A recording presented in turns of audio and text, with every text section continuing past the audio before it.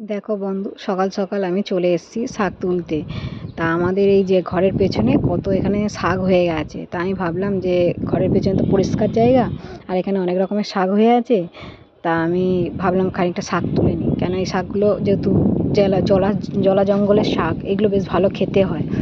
আর এগুলো কোনো সার্ভিস বা কিছুই নেই, এগুলো এমনি জাস্ট নিজে থেকে হয়েছে। ওই জন্যে এইগুলোকে তুলে আমি ভাবলাম যে তুলে নিয়ে খানিকটা নিয়ে ভেজে খাওয়া যাবে। তা ওই জন্য আমি শাক তুলতে চলে এসেছি। তা এখানে কিন্তু অনেক রকমেরই শাক আছে, তা আমি সব রকমের শাক তুলবো না, আমি এর মধ্যে বেছে বেছে কিছু রকমের শাক তুলবো। আর এই যে শাকগুলো আছে এগুলোকে ফের পরে একদিন তোলা যাবে। তা আমি তোমাদের দেখাচ্ছি যে আমি কী শাক তুলছি। তোমরা যদি এই শাকটাকে চেনো তাই নামটা আমাকে কমেন্টে জানাতে পারো। এই দেখো, এই আমি শাকগুলো সব তুলে নিয়েছি।